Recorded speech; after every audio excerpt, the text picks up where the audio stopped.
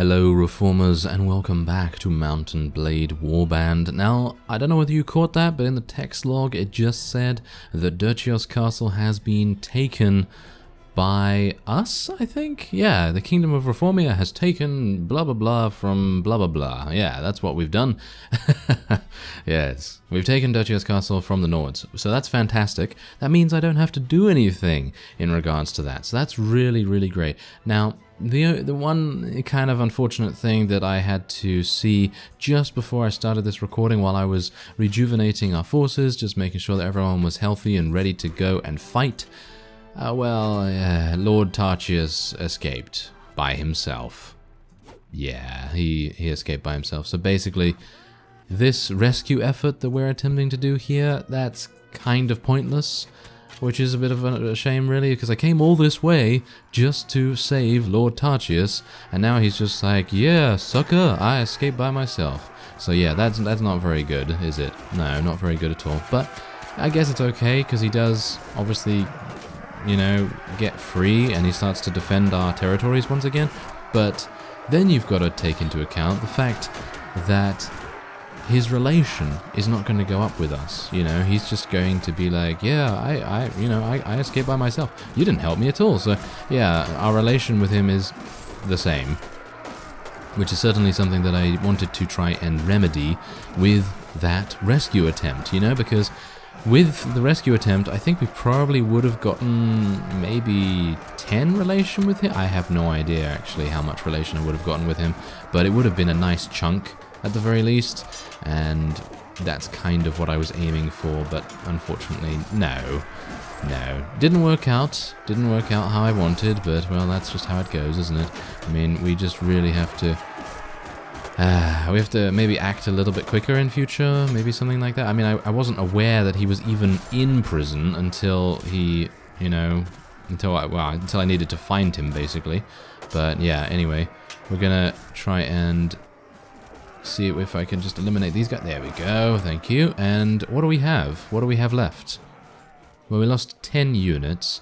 Yeah, I still have the same army, by the way. I did not go back and do any training or anything like that. I still have the same army that I had in the previous episode, so we may need to go back after this. I mean, I did say that I was going to take Dirtios Castle, and then I was going to head on to Kurin Castle and Tyr and things like that.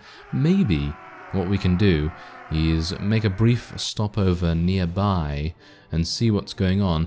If, as you can see here, if we can get a good amount of troops from the rescued prisoner bands here, which would be kind of nice. Maybe we're going to get something cool? I don't know. I mean, we've got some Kurjit units here. I mean, as you can see, I've already taken a horseman because I absolutely love their Lancer units. Otherwise, I guess I'm just going to be taking Swedians because, well, I can choose what they... Oh, well, it doesn't really matter, really. I have got enough space to accommodate everyone, so we'll just go with that. And, okay, so it seems like I'm going to have to take random neutral units now. I don't want to take a Caravan Master. I seriously don't. Okay, instead of that, I'm going to take a Rodok Sergeant, and we're going to place it in a garrison as soon as we can. But at the moment, we're just going to have to allow, you know, them to sort of be with us just for a little bit until we, you know, get to a place where we can unload our various new recruits and things like that. So, should I take a Sea Raider? No, I'll just take some Veteran Spearmen, thank you very much. All right.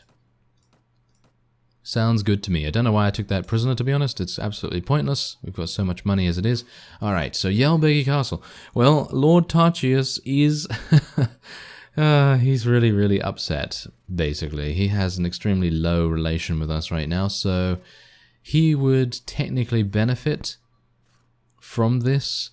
But if I were to give this to him, it is more than likely that he's just going to take it and run eventually, because his relation is so bad that I just cannot justify giving him any more.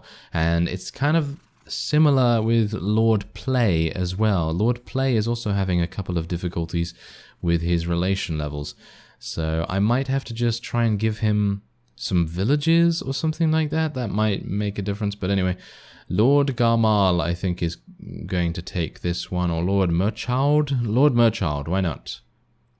Alright, so Lord Druli is now not having a fun time. Beheshter has gone to -1. Oh my, oh dear. I do not want to have to indict any of my vassals at the moment. They've all done an amazing job. At least the person that took back Duchios Castle has been doing an amazing job. I have no idea who it was, but whoever it was, good work. Yeah, obviously that doesn't really help us too much, as well as Sultan Hakim turning up. And this is kind of what I speculated in previous episodes.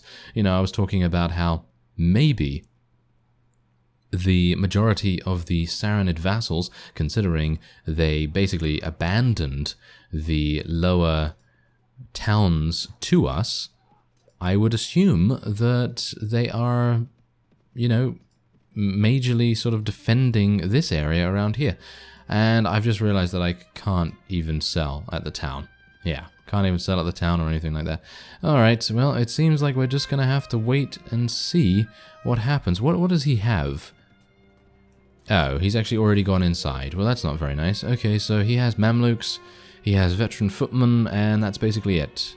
He doesn't have guards, doesn't have master archers, doesn't have anything that is particularly dangerous. So I suppose we can defend against him without too much difficulty. Let's see whether that's actually the case, though. Because, you know, he's gonna have a couple of surprises, perhaps. Alright, let's go. Let's do this.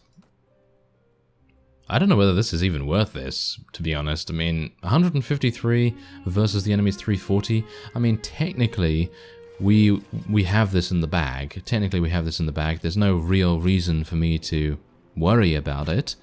But then you've also got to just consider the fact that we do have a minus battle advantage. You know, having a minus battle advantage is going to certainly make things a little bit more complicated. And I do have a bow. I do have a bow, so hopefully I'll be able to use it maybe to good effect. I'm doing a little bit of damage here and there. Maybe. Yeah. Oh, nice. Good headshot. Good headshot. And another one. We actually killed the Emir himself. One of them, at the very least. I probably need to get to the entrance way, because they're otherwise going to be able to get in way, way too easily. But as it stands, I don't know. I think we're doing pretty well so far. I mean, I'm getting quite a few headshots. Being able to eliminate and kind of thin out the enemy herd is a pretty decent way to go. So let's just try and, yep, there we go, kill that. And maybe we can get a couple more headshots down there, or at the very least just kill them. You know, kill them upright. Upright? Downright? No, kill them outright. That's what it is. Thank you very much. Anyway, we are... Oh, no, okay, we're receiving a couple more, but that's fine, because these guys are really bad. Look at this. They have Saranid skirmishers. Oh, there's a Mamluk there. Oh, yes, that's going to be a bit of a problem, I suppose. But as long as I injure anyone that goes up here, or at the very least kill some as well, I think we're absolutely fine. I mean, just look at this Mamluk right here. Yeah, okay, he killed... Well, he didn't actually kill anyone. He just knocked a recruit unconscious. So, in reality, he's done nothing. He has done absolutely nothing. And, yeah, so that's pretty good. That is pretty good. If we allowed him to stay alive, then maybe he could have killed another one, but technically he can't kill anything because he's using a blunt weapon, so just knocks them unconscious, and that's basically it. We've killed 82 so far. Well, actually more than that, because we do have a couple of wounded units, but yes, this seems to be one of those times when I can basically just sit back and my units are going to deal with everything, because the caliber of unit that Sultan Hakim is currently fielding is so low that there really is no need to worry. So seems like this is just going to be one of those sort of slightly grindy situations, and I'm going to cut away for this just so that we can kind of get past it, and maybe we can go and scout Kurin Castle afterwards.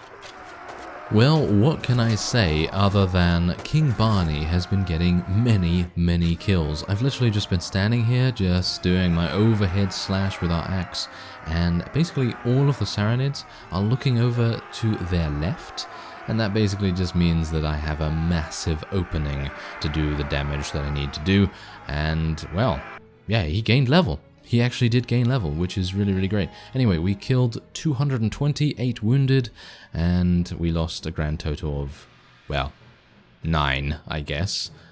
So, That is nice. If ever I saw it, that is very, very nice. And we are... Oh, he still has 117. He still has quite a few. Let's actually see where he goes. He is actually going to run. Okay, well, I'm not going to allow you to run. Thank you very much. No, you're going to stay right where you are. Thank you very much. And, well, this is actually a pretty even battle. 111 with 112? Oh, pretty good, pretty good. Okay, well, as we know, I am not particularly dominant in terms of the amount of cavalry that I have, so my field battle prowess is a little bit lacking at the moment. But, well... I guess it's gonna have to do. It's gonna have to do. Considering the Sarranids are currently fielding an army of less than desirable units, they're not really gonna be too much of a threat, and we do have a bunch of Swadian sharpshooters, so I suppose it's going to work out in the end. Of course, oh yeah, this is good. This is very, very good. Nice. They're just gonna come up here and hopefully get shot by the Swadian crossbowmen. I'm just going to replace them and hopefully put them in a better, more effective position. How much cavalry do we have? 9. Yeah, it's okay. It's okay. I mean, I can tell them to follow me, and maybe we can do a little bit of a jiggery, pokery, flankery, plankery, whatever. Yeah. So hopefully we'll be able to do something like that. I mean, these guys really don't... they really don't have any kind of defense against cavalry or anything like that. Yeah, they do have a couple of spearmen. Well, not really spearmen, but more skirmishers and veteran footmen and things like that. But they're not really proficient in stopping cavalry. I mean, this guy certainly is, but yeah, on the whole, they're not particularly good. In comparison to, say, the Rodoks. You know, the Rodoks are extremely good at what they do when it comes to anti-cavalry measures. And, yeah, they become even better, actually. If you think about the Rodoks in a mod like Floris, or a mod like Novaritas, or a mod that just reworks the troop trees of the Rodoks, and then you add, like, an ability like spear bracing, or something along those lines. Something where, you know... spearmen get a little bit of extra damage against cavalry, then you're well in the money right there, because, well, no cavalry is going to be able to touch you then. If you're playing as the Rodoks and you have a bunch of spearmen, no cavalry is going to get anywhere close to defeating you. So, yeah, that's obviously something to take into account if you're going to be playing as them. Obviously, native does not have those options so much, but it doesn't really matter. I mean, you're going to have a bunch of Rodok sharpshooters anyway, and they're just going to be perfectly able to defend you even in melee. I mean, I've found personally that the Rodoks have pretty solid, actually, pretty solid crossbowmen. I mean, they are the best crossbowmen in the game, but obviously they're solid in terms of everything. I mean, they're good at range. Obviously they're good at range, they're the best crossbowmen, but they're also pretty solid in melee. And you'd think they wouldn't be, really, because, you know, they're just, you know, regular crossbowmen. But you think of the Nords, right? You think of the Nords, and you think of the Rodoks, and you know, pit them against each other. Now, the Nords archers, they will have two-handed axes for the most part, won't they? Yeah, I'm pretty sure they'll just have two-handed axes.